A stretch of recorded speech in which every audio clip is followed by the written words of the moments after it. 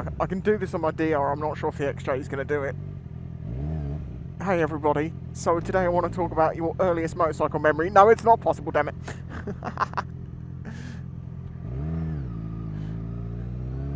So yeah, let's talk about our earliest motorcycle memories.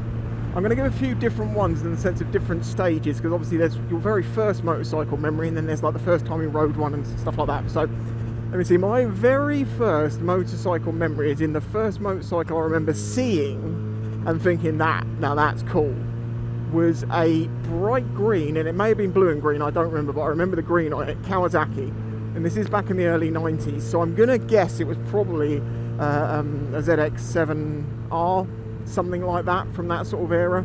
I just remember it looked cool, it sounded cool, and it seemed in my mind so futuristic looking, yet now when I look back at them I'm like, damn, they look really retro, because well they are, and they look, I mean honestly I actually think the colour schemes and the looks of some of the older bikes are better than some of the modern bikes. Definitely the colour schemes. I love the ridiculous colour schemes they went with. Like, you know, if you're going to make a bike stand out, then hell, they made them stand out back then. So that's sort of like my first memory of motorcycles and what I first thought of them. Let's say it's going back to when I was probably 6 or 7 years old. I'm 36 now, so that's like 30 years ago. My first sort of riding a motorcycle memory was actually on a scooter, a 50cc ped. Trying to think what it was. Was it a Honda Jog? No, there was a Honda Melody and there was a something Jog. I'm trying to remember. My brother had one. He let me have a little go on it in the driveway, up and down. Yeah, that was sort of the very first time I got to ride any sort of bike that was powered. Then when I was around 12, I used to regularly ride on a mate of mine's dirt bike on fields and stuff, and that's when I sort of, you know, learned how to use gears and ride an off-road bike and just have real fun with it. And I do remember very clearly when I was just riding along this little area slow, and I was like, man, this is so cool, because it's almost like being on a push bike, but I don't have to pedal. Obviously now I do enjoy going fast, but part of motorcycling to me, a real big fun part of it is like the green laning, where you just get to poodle along at, you know, 10-20 mile an hour and just see the countryside, see the places around you. Obviously that's very limited, and it's becoming more and more limited as we go on, but you know, that's the sort of thing that really got me into thinking that bikes were, and I already thought they were cool, but I was like, oh, I'd love to have one day.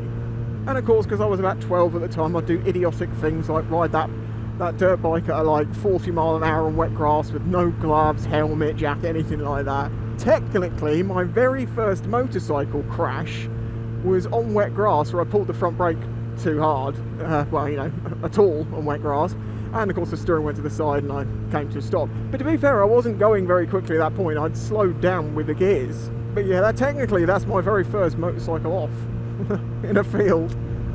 As for my first road memory, well, obviously that's my CBT, and I do remember bits from it. I remember mostly the feeling of getting to the end and thinking, oh, okay, that was fun. Oh god, I probably not passed that, and then being like, oh, I have passed.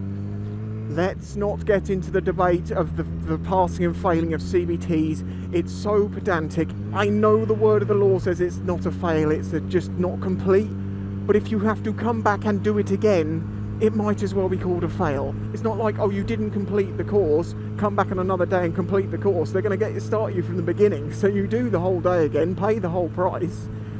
Anyway, that's getting sidetracked. It's just, I know whenever I say that, people just have this thing about saying, it's not a test, it is not a test, it is only a compulsory training, you only participate, you do not actually pass it. Sorry, I've been on the internet a long time, I'm sick of that shit. It doesn't matter. Anyway, so yeah, I can't remember doing my CBT, and then I remember the first time I got on my bike. We started the bike up, everything seemed great, I went inside, got my gear on, went to start the bike up again, bike wouldn't start. I'm like, my god, I can't believe this. 10 minutes of trying to work out why the thing wouldn't start. My brother comes out, he's trying to work out why it wouldn't start, and then all of a sudden I'm sat on it and I kick the side stand up, and then and I'm like, oh, side stand kill switch. None of our bikes had that back in the day. Wow, this is impressive. This has never happened. Thanks up.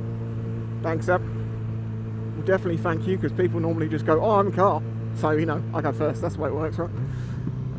Sorry, I didn't mention what the bike was. My first bike was a Pulse Adrenaline 125cc. Chinese import, you know, cost me £1,400 on the road. 1,400 quid, and I used that bike for 46,000 kilometres. What's that, in the mid 20,000 miles? And the only reason I got rid of it is because someone pulled out on me and it broke in two to save me. Betty saved me. Her name was Betty. She saved my butt by snapping in half. Probably actually did save my butt snapping in half, because that bike took a lot of the force before it got to me. Having said that, I don't think I was actually on the bike for all that much of it, so... Oh, come on! God. See, I had that bike and was just being a normal biker on my own for a few years, and then I started my YouTube channel, and then, you know, the history's all there to see. Nearly 2,000 videos to explain it all. I was on 125s for 7 years, by the way, on CVTs.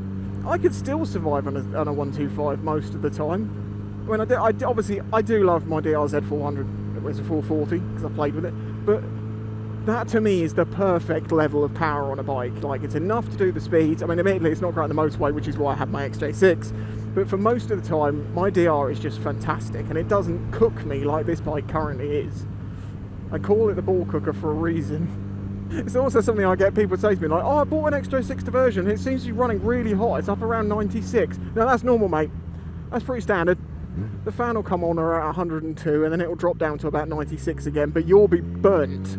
So yeah, like, they're my earliest motorcycle memories. I do also have memories from films and things, like before I had a bike, the film Fled came out, and I got a love for the Ducati, and that was a 998, wasn't it? But since then, I saw a 996, and I kind of fell for the 996. I was like, I love that thing. I saw one for sale once. It was an absolutely amazing 996 with about 25,000 miles on it, maybe slightly less than that, and it was like $5,000, and it was mint.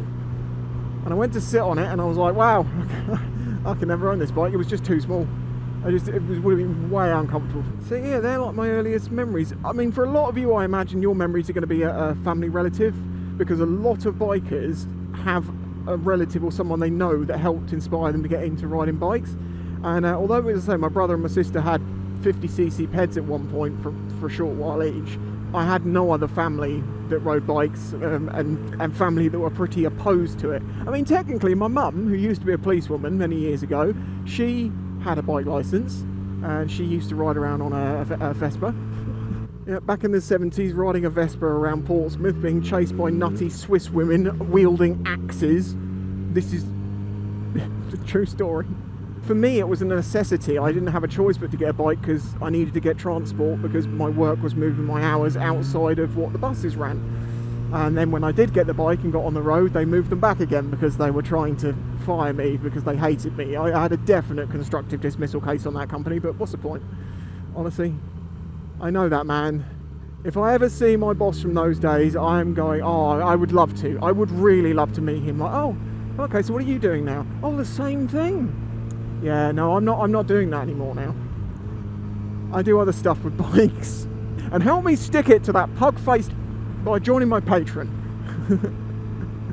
Thank you very much. What are you doing? So there you go, there's some of my early motorcycle memories. I'd love to know some of yours. Got any funny stories from back in the day, noob mistakes you made? I mean, you know, I've talked about some of mine before, like the first time I put polish on a seat. We've all done it. It will be a first time and a last time for all of us. Unless it happens by accident, then you find out as you're trying to brake. Thank you very much for watching, and I will catch you in the next one. Bye bye.